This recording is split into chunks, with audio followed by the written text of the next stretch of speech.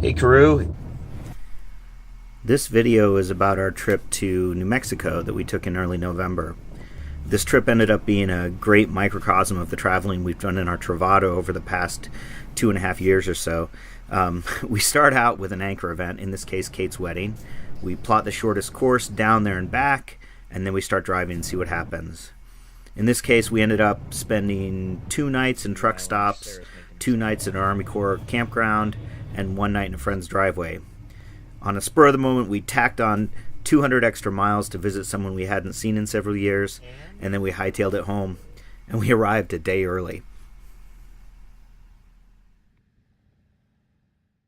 It is first Wednesday of November. I'm not sure what the actual date is. It must be the 7th. And Sarah and I are about to head out to New Mexico. We're going to Kate's wedding, and we're hoping to be there by Friday at noon to have lunch with Kate. And we're going to head down through southern Utah. I think we'll spend the night someplace around Moab. But yeah, so this is going to be basically 6 nights, 7 days. So I will keep you up to date while we're on the road. So this is what's going to happen, Karoo. You're going to get video when I'm not driving, which means not very often. When we take a trip like this, we always pop up Google Maps to navigate for us. And it doesn't really matter if we know where we're going. It's just kind of nice to see how much time we have left. It's also fun to see actually the alternative routes that Google proposes. Sometimes on the spur of the moment, if there's an alternate route that looks like it's a little longer, we'll take it just for fun. On the way back from Santa Fe, we ended up taking a route that was slightly longer, but routed us through northern Arizona and southern Utah. And it was actually the best stretch of the entire trip. It's lunchtime. Hi. We're outside of Boise eating salads in the van. Actually, Sarah was riding most of the drive out here. But I've been listening to a book called Flash Boys.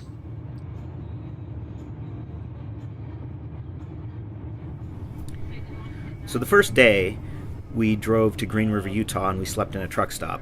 Along the way, we listened to a book called Flash Boys by Michael Lewis. The next morning, we kept listening to the book, but we drove through Arches National Park, where we'd been previously, and we also took a little hike to see Delicate Arch, which we hadn't seen the last time we were there. So this book is about a group of relatively young men who've started a new stock exchange in the U.S. called IEX. And the majority of the book chronicles the ways in which the current exchanges, New York Stock Exchange, NASDAQ, and one called BATS, are rigged against the average investor. Actually, this includes huge investment funds and banks. In essence, there's dozens of ways that high-frequency traders can set up their computers right next to the computers of the exchange and use the microseconds in speed advantage that they get from this to front-run other stock buyers in order to make tiny margins off every sale. This bleeds billions of dollars off the market every year. So IEX is set up on the premise that they can outcompete existing stock markets by simplifying the exchange process to make it more transparent, so that it's much harder for anyone to rig the system and to rip off normal investors.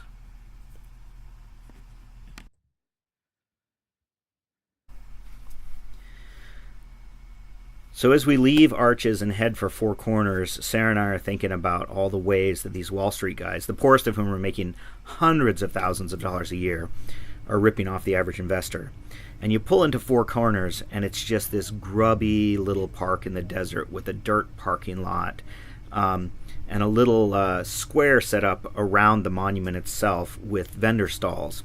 There were hardly any people there, and we just walked straight in to the actual Four Corners, took a little picture there, and then we headed out of this area where we'd seen a Navajo taco stand to get some local grub. In the Northwest, the natives call these Indian tacos, and they're just fry bread with taco fixings on them. And I used to buy them for $5 a pop from local kids as fundraisers when I was working for the tribes. We're here at Four Corners, and we just went over to that place over there and got Indian tacos. Had an awesome conversation with the lady making the tacos. She was telling us all the stuff going on and all the dirt, and apparently there's two tribes around here, and there's hate each other and all this crazy stuff. Here we paid $12 a pop plus credit card fee and a tip. It came out to $30 for 2 Indian tacos, but it was totally worth it to get to spend 10 minutes with the Navajo woman who was making them for us. So she told us that in the summer, the line from the monument stretches all the way out in the parking lot, and it's so hot that people are passing out. She told us that the Utes and Navajo tribes are always fighting over who has control of the park. The Utes actually control the southwest corner of Colorado, and the Navajo reservation is the other 4 corners, or the other 3 corners. But she says the Utes control the park and the entrance fee. She has no electricity or running water at her taco stand, and she says the only running water on the site is a new set of bathrooms that they've built recently that currently have tape around them that says under construction.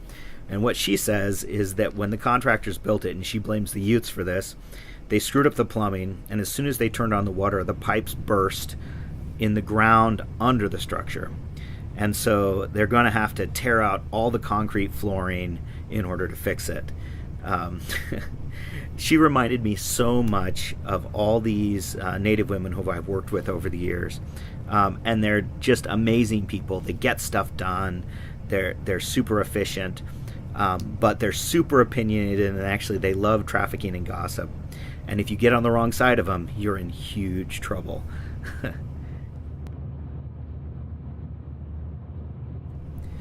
So the Four Corners is sort of the heart of Indian country in the southwest United States. The Navajo Reservation alone is more than 27,000 square miles. And there are more than 20 tribes in northeastern New Mexico alone. Looking at this country through the lens of Wall Street, suburban, and even urban America, the poverty is just abject. There's no other way to describe it. There's lack of electricity and running water. There are thousands of little places scattered across the American West that are like this. They have HSA housing, often looks like little cookie cutters with broken down cars in front of them, small stores and gas stations. The schools and Indian health centers are sort of the nicest places you see here. On our drive, we passed through literally dozens of reservations, and outside of Santa Fe, we stayed in an Army Corps of Engineers campground on the Cochiti Reservation, actually at Cochiti Lake. On our way back, we drove through northern Arizona and southern Utah. We spent hours crossing the Navajo Reservation, and we actually stopped to buy lunch in a grocery store in the town of Kayenta, I think is how it's pronounced. And we were literally the only non-natives in the building when we went in, and it was packed with people buying food. And it's fascinating passing through this country, having just listened to this book on tape and thinking about the characters in the book and Flash Boys, and they probably have no idea that places like this exist within the boundaries of the United States of America. And I think that's problematic. I don't know what the takeaway is, but it's definitely worrisome. Hey, Carew. So we spent the day today hanging around Santa Fe with Kate. Met her fiance, Rob. And we went up to Los Alamos, actually, which is just like 45 minutes out of Santa Fe, which was kind of fun. I didn't get much video because I was driving, but unfortunately I've had this attack of gout, so I'm going to show you my foot. So I'm not sure if you can tell which foot is having the gout attack. I can. But Sarah says she can. It's the one on the left. And the toe gets super swollen and super painful. And so last time I had this, I actually dumped... I did an ice bath for the toe. And I did it 2 or 3 times, and it really helped. So I'm trying that right now. Yeah, so I just keep it in until I just can't stand the pain anymore. and then I take it out and I put it back in, and eventually it gets numb and I can leave it in. Hey crew, so it's now Saturday morning. I iced my foot a bunch last night and the swelling went way down, but it's still a little sore. So we were gonna, our plan is, so we're going to the wedding today. We camped up on top of the hill, the other side here, but there weren't bathrooms with showers there, and there's a bathroom and a shower down here with a parking lot, and so we came down here after a leisurely morning and took showers. And actually I took a little video this morning. There was this awesome off-roader camper that I'll cut that in as well.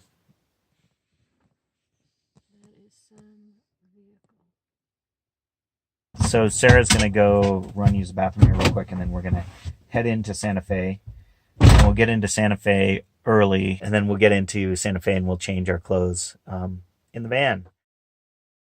Hey crew, so it is now Sunday the 11th. Is that right, Sarah? We're on our way back towards Oregon, sort of. The wedding was yesterday, and it was actually really kind of cool. It was a very formal Episcopal wedding. It had communion and everything. Yeah, with communion and everything. It was, I've been to a couple weddings like that, but this was, it was long and lots of ceremony, tons of music, which is awesome because obviously Kate's a musicologist and her husband Rob is also a musicologist, so they love music. And so Kate actually has been singing in the choir at this church for 4 years, and they actually, she's like, did she get paid? Thanks. Did she get a stipend or something? I don't know. Anyway, it's like a semi-professional gig, I think. Pretty sure they bring in people. So their choir was like really, really good. And actually there was a point during the ceremony where there were 2 sopranos who did this duet. And it was just amazing. It was the most technically difficult performance I've ever seen live. And they were just amazing. So it was really cool. In addition, there was a reception immediately after the wedding at the church, and so we got to wander around and talk to people, and there were a bunch of people from Bryn Mawr there who Sarah talked to, and I talked to Kate's brother, who was a GIS guy. Actually, he's a historian who was mapping the Domesday Book. So yeah, it was really interesting. And then on top of that, there was a dinner that night that we went to, and that was really fun as well. Just a lot of really interesting people, done a lot of different things, and there was assigned seating at these tables, and Kate and Rob, her husband, put a whole bunch of thought into who was sitting where, and so they sat us with some of her cousins, and they were really interesting people, actually. Great conversation the whole evening. So yeah, it ended up being just a fun experience. We were originally going to go on a hike today with Kate, but my gout's acting up a little bit. Actually, I took a short video from, I guess it was day before yesterday, so it really hit me hard Monday evening, and I iced it a bunch and chugged a bunch of water, and then iced it again Saturday morning yesterday, and by yesterday afternoon it was feeling a lot better, and it probably would have been okay, but it's a little swollen and a little sore still, so it's probably just best not to do it. So anyway, but also I had posted on Facebook that we were at Arches, and my old boss, Don Zimmer, called me, and he's actually in Mesquite, Nevada now, and he said, hey, if you want to come by and visit, we'd love to see you. So we're basically taking a 3-hour going to spend the night tonight in his driveway and get over there and see him and probably take off tomorrow morning. And we may make it home tomorrow. Maybe not. Depends on how we're feeling. But yeah, so it's been a fun trip so far. And but the wedding was real interesting. I think in some ways you would have enjoyed it. It's ritual isn't my thing, but it was really cool to see Kate and her husband committed to the ritual, and it was meaningful. And the whole community that she has there with the choir and the priest, they all know her very well, and it was really cool to see. I don't know, there was something special about that, about the fact that she and her husband were getting married in this community, this religious community that she's super committed to, and spends an enormous amount of time with. So yeah, it was special.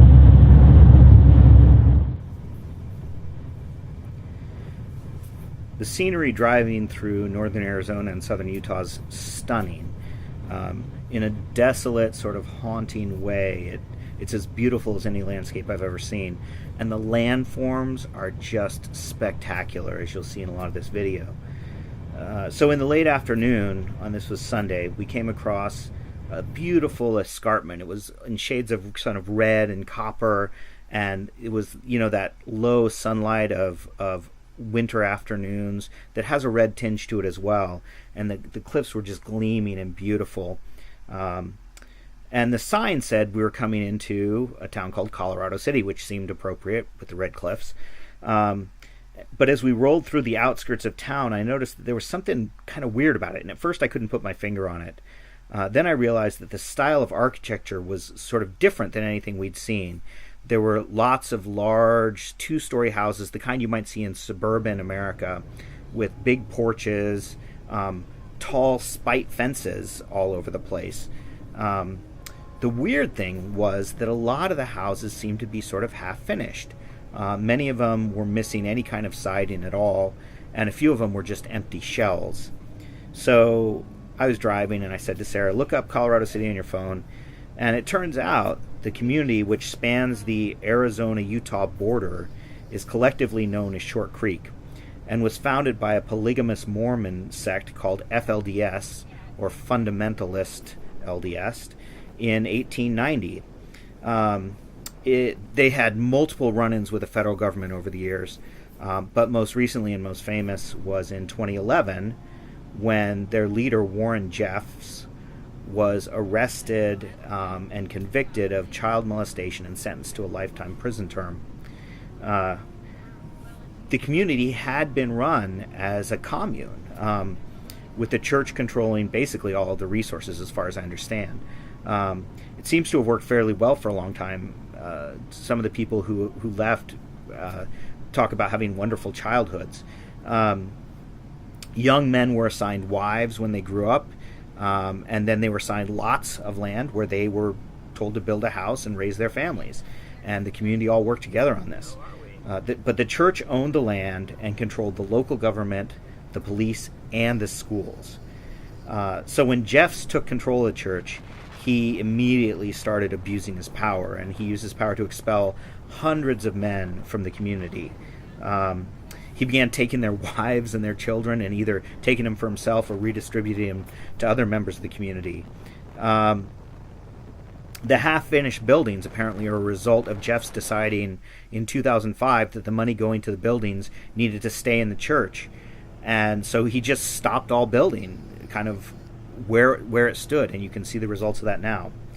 The community is still trying to figure out how to transition away from being this closed commune to something more in the 21st century. So in 2016, the feds actually installed the county sheriff to oversee policing in the community because the police were abusing their power to harass non-FLDS members of the community. And then last April, the town of Hillsdale, which is the Utah part of Short Creek, elected its first non-FLDS mayor, who also happens to be a woman. So once again, it's just hard to imagine that a place like this actually exists within the borders of the United States in 2018.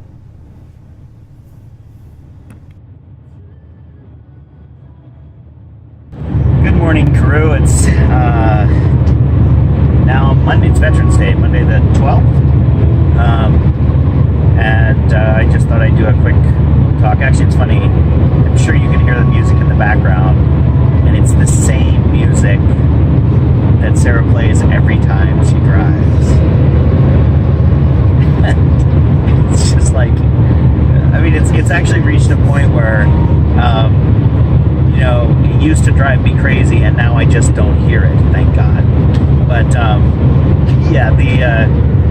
so we actually drove to Mesquite, Nevada, to visit my old boss Don Zimmer and his wife last night. We had a really good time with them. It was super fun to get to see them and hang out. And then we slept in the van in front of his house, and Sarah got up and started driving early this morning. We're already 2 hours into it. So yeah, I think we're probably going to make it home today. Yes, it says we've got 10 and a half hours to go from now. It's 8 o'clock Pacific time right now. So yeah, we'll see how it goes. And then we'll get home and I can cut all this together and actually make a video for